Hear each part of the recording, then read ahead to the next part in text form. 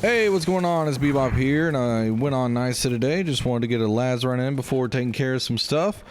And this is the run we did. And I got some pointers that I want to point out, things that could help people while running this. And this week is fire mutation. So if you're interested in running it, which I've seen a lot of pug groups doing, since Depths is kind of, you know, not pug lobby friendly, I would say probably the least pug lobby friendly dungeon in the whole game. And then you have Starstone, which is double silence, and I mean, who wants any part of that, you know? So here we are in LAZ, and you want to make sure you're 63% fire protected. So cut pristine rubies and all the clothing and jewelry pieces. And if you're running main spear like I was asked to, you go perforate all the way down the tree, skewer, and sweep.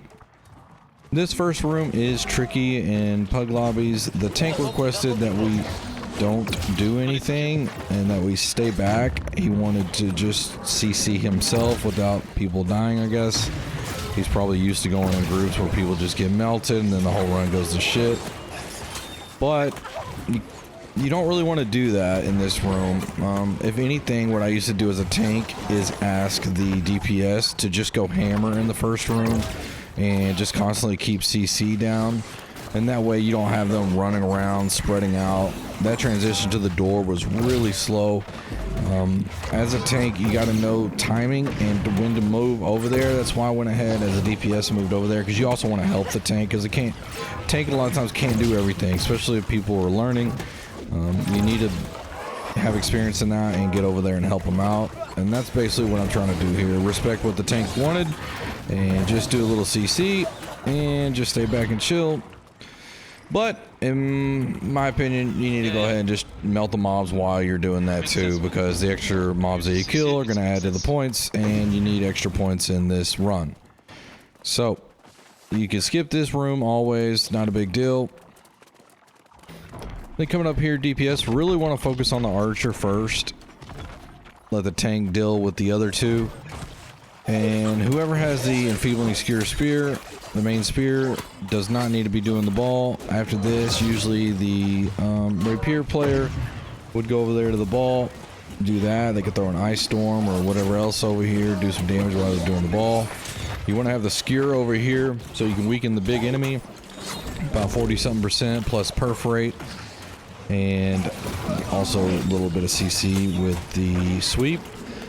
If you're a tank here, you should already be heading over to the door before the ball is completely unlocking the door, the orb over there.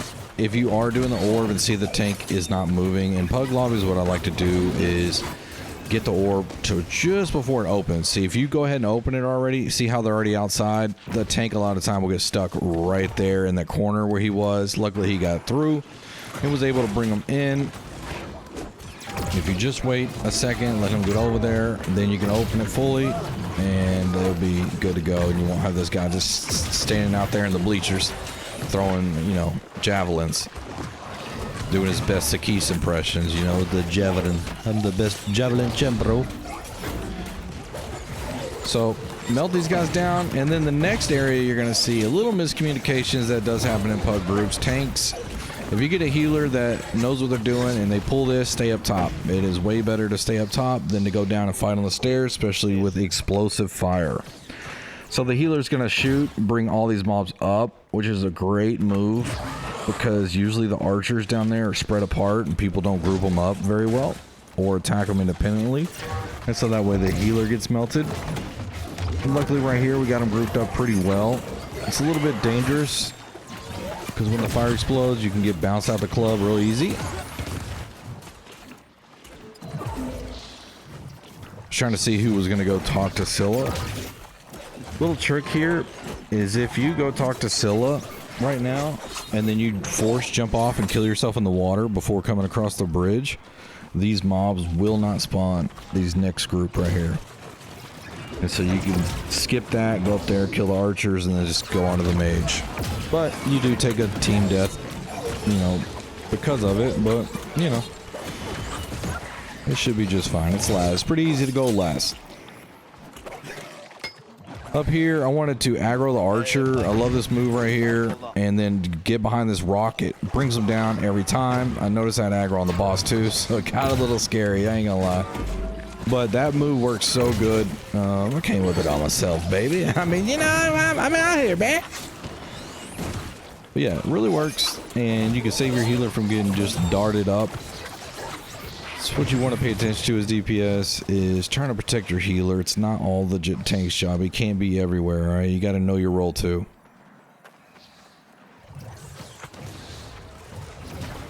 We got to make sure we get the archers right here. And I'm yelling out block. I saw that attack coming from a mile away. But since I had pressed left click twice, it already registered another light attack, and I was holding block, but it goes through the animation before it will go to your block. And since I'm 170 ping to 200 ping on Nisa, it is what it is. I know better than to double click or spam click because of that, and I just was not paying attention. So it's on me at the end of the day. I have to slow down my attacks for bosses like this because that shit will Ooh, did it again. Late on the dodge too. I knew I wasn't going to be able to block in time, so I tried to dodge, but there you go. And it happens. So I don't know if 2 of us got wiped there or whatnot, but yeah, that boss is a problem. So you just slow down your attacks a little bit and you'll be fine.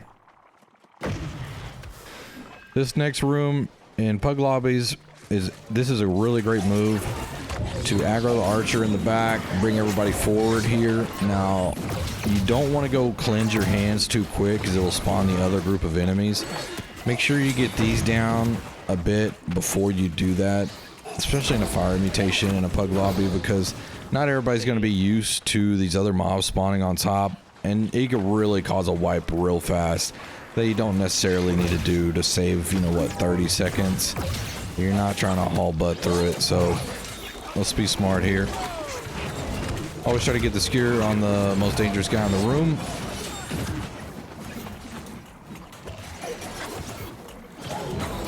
The other one's over there just chilling, waiting, which is the perfect scenario. We don't want him over here yet. He will dash a lot, and his dashes will kill you. Bada boom, bada freaking bing. I was late getting over there to stun with either shockwave or over the head slam, and that's what I get, man. So I was like, well, I guess I'll take my ass over here and mine away, baby.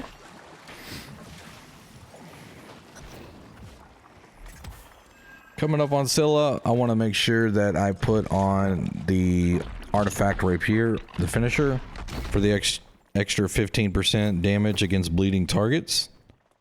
No point in having a hammer or a great axe here, so this is the best thing you can do.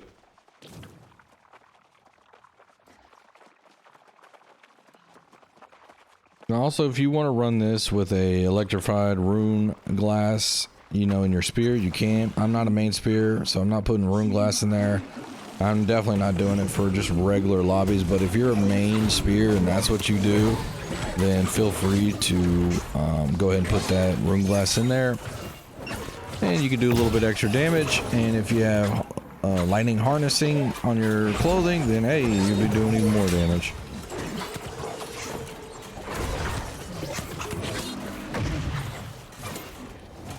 Now, Sila does not have a back, and neither does Charis, obviously. So, keen awareness ring you could do. I still have a thrust damage ring on. 350 dex is really good because you get the extra, what, 15% to critical. So, that on top of having the finisher on me, and here we go, little lag, baby. You know what I'm saying? That's how Bebop does it. Alright, we are back from the lagathon. Just got my new modem and stuff today, but you know, already getting some lag issues going. Oh man. Anyways, so yeah, no back on Sila or Charis, so the extra dex or keen awareness on your ring could help. And make sure you try to have Oblivion down as much as you can if you're a healer, which that's what our healer was doing, so that's a great job. And just DPS away.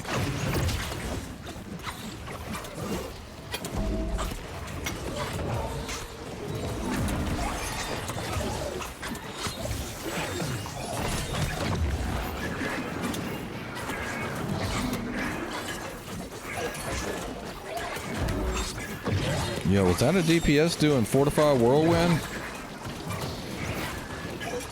I don't know. Bug lobbies, baby.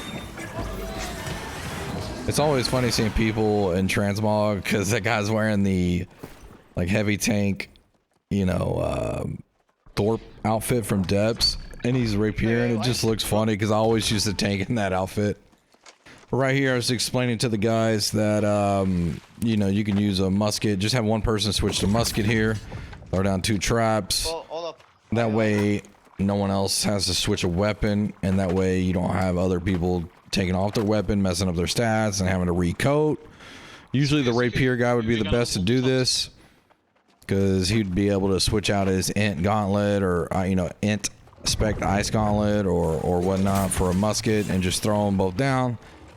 And that way you don't have to worry about a second person having a, you know, another IG and all that and timing it up. Just throw 2 traps down and then come up.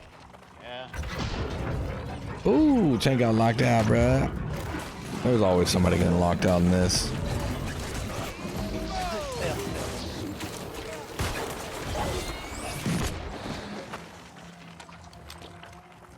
This is just a timed event, so you basically have 2 minutes in here.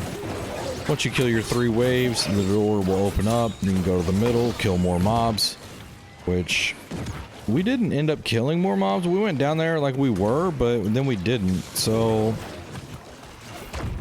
I think they might have wanted a speed run, but without really realizing what you need to do in a speed run. If you really want to do this the right way, you would only have 2 people come in here in the prison area. The other people would go all the way around, and then you would set the you know, timer in motion, and the one up top, or you'd both go up top, and then one would unstuck, and then the other one would just stay there where the enemies will not attract to them, and they would just wait out the timer. And that way everybody's in the other room waiting for the enemies to spawn and immediately start DPSing them down, but that's for another video. We were fighting them, and then we're not fighting them anymore. So I'm damn sure not going to run away from an archer. Not going to get shot in the back. I meant to throw a grenade there, but I mean, my abilities are on the wrong buttons. No big deal though. So now we got 23 seconds to sit here. So we could be killing those other mobs, getting the mob count up, getting some points. Now you don't need to get the full mob count. I don't think you should ever run an M3 dungeon worried about mob count. If you do, you're doing it wrong, in my opinion. There is a certain amount of mobs that you need if you're speed running that, you know, can be calculated using a speedrun calculator based on what time you think you'll be finishing, named enemies killed, and all that, and it'll come out with everything you need to do. But if you're just normally running M3s, mob count's not really an issue. If you just run it smooth enough, quick enough, which means you're going to each area and you're melting good enough, you're not having people in there with, you know, 100, 200 con trying to DPS, you'll be just fine.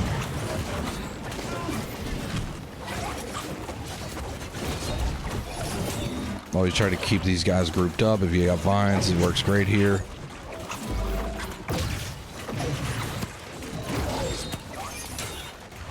The archer is the key to the door. Once you kill the archer, the door will open. Well, once you have the door channeled. So if you wanted to, you could drag the shieldsman up to the next group.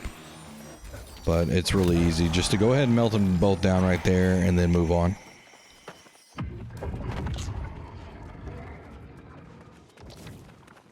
Now right here, I didn't see the tank aggro or nothing like that. Usually with the great sword or something, you can get a quick taunt in. So you got to be careful about these crawlers turning on you, because just running past them sometimes cannot be enough, especially if you get trapped right here trying to go around.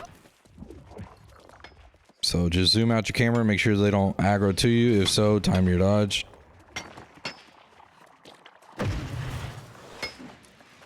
Now coming up here, you could choose just to take out the archer if you want and keep it moving, or take out the whole group. I think we ended up taking out the whole group.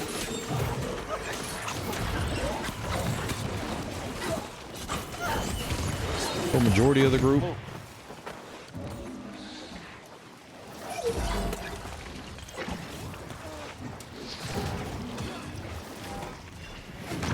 Usually as a tank, you would want to come on and say, hey, we're just killing this, or we're moving, you know, something like that.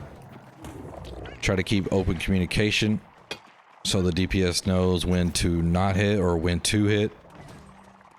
Right here, if you're a healer, you can shoot that archer in the back, hide around that corner that you just turned, and he will come up. The tank can meet him right in the middle where I was standing. And it's a little bit tricky. I don't know if you should do it in a pug lobby, but it will bring the archer up in a better position. Now, right there, the healer screamed before I got to throw the grab well, so I was just letting them know, like, hey, hold off on that scream, because I was kind of waiting for everybody to get over there so I could throw that grab well and get them real tight. But then they, you know, got rooted and they didn't move.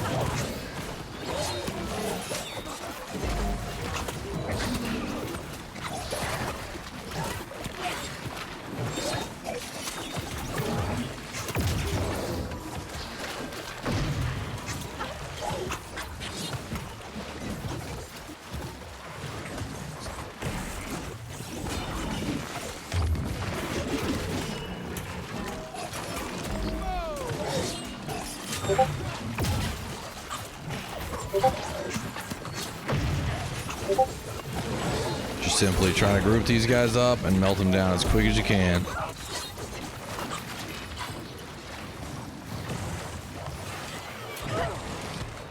I was about to reap, but you know, I got poked in the ass there, man.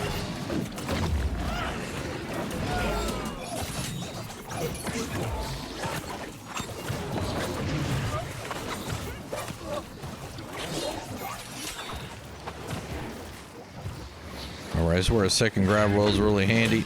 Both can reap in and then grab well. Just kind of wondering where the second grab was. There it is.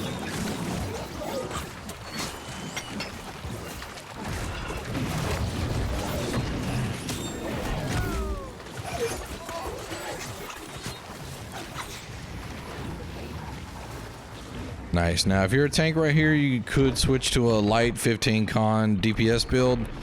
Don't need a tank for this part or Charis, so feel free to do that. If you're tanking this and you're staying in heavy on this part or the next two parts, oh man, it's a lot of DPS loss, so might as well just switch into light gear, low con, and do some damage, especially with Charis having way more health. It's the biggest, I think, change that has to happen in this to DPS them down a little bit quicker. Tank needs to be involved, not in heavy 300 con. You're not doing anything at that weight. You want to go light, and you could have your sword on you. I'd go light, attuned leather pants. You don't even need your shield, or you could use a shield and go featherweight if you wanted to. But just as long as you have the sword out to give everybody the extra 10% leadership damage bonus, and you're light, spec'd out with 350 strength. Rest Dex, you'll be you know, 4th DPS. With the healer putting down Oblivion and Void Blading, that's another DPS. So you got basically 5 DPS going. That way you can melt them down a lot faster. Because since they moved the health up, oh, this fight is too doggy long. Now just imagine if they get rid of that hand strat over there. How many teams will get lasered? For not having enough damage in a pug lobby. Be careful of his attacks. If he's not skewered, those attacks will one-shot you. If he is skewered, they'll take your health down really low. The dots could finish you off, so be careful. If you're main spear here, your point is to try to keep your cooldowns going as quick as you can. Keep the skewer time up.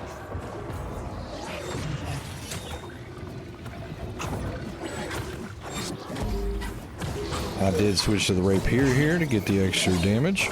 No need for a great axe or a hammer.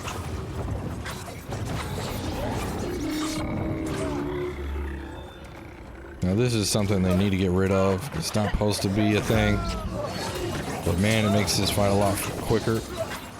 It's just guaranteed critical hits. Your bleeds will not show over here. They'll be up by the enemy's head, which you'll see here in a second. But I'm going to go ahead and speed this fight up. Because we all know how this goes, a lot of clicking. So here we go.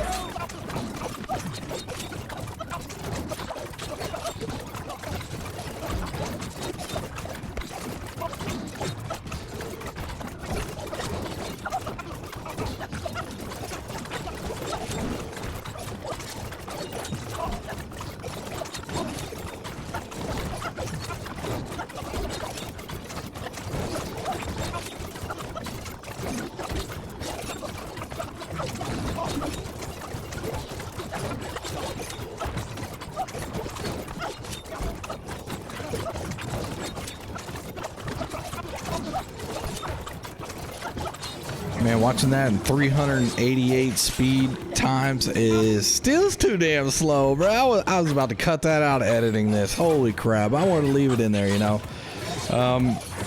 Maybe about the time you get down to 3 bars, you know, the hand will come down and you can choose to either put the laser on the ball to make his head fall or keep doing your guaranteed critical hits over here. Actually, I think these are not guaranteed. You still get some whites, yeah, right there. So it's best just to go ahead and hit the ball, put his head down, do like double damage, and just finish him out after that. But yeah, they need to change this boss fight. This is how you basically run LAZ in a public lobby just fine. You know, we did end up getting silver by, you know, I think 160 points. With that, it goes back to the first room, the tank not wanting us to do anything. We're missing mobs there, and in the prison we're missing mobs there. So those two things should not be a thing. You need to have the, you know, DPS doing DPS and not just watching. So those were 2 mistakes, and hopefully he learned from it, maybe. But I can see why a tank would be scared a lot of times to have DPS in that first room anywhere around. A lot of them would get killed, but you can't. You just gotta let them do their thing.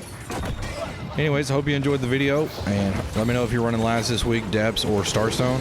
We're gonna be speed running tonight, 7 or about probably 8 p.m. Central Time. I'll start my stream around 7 or 7:30 p.m. Central Time. We're gonna be speed running Depths. We worked out some strats last night, so hopefully we get some good runs and maybe a new personal best. We will see. Now, they did change the first boss in Depths. It's a lot harder now with the dogs, with the compost, healing the boss up all the way to full health. So it'll be a very interesting run, and we will see if we can put it together. So it's going to be exciting. We haven't ran Depths as a speedrun crew together yet. So if you want to see some exciting runs, tune in tonight, and I'll see you all there. All right, later.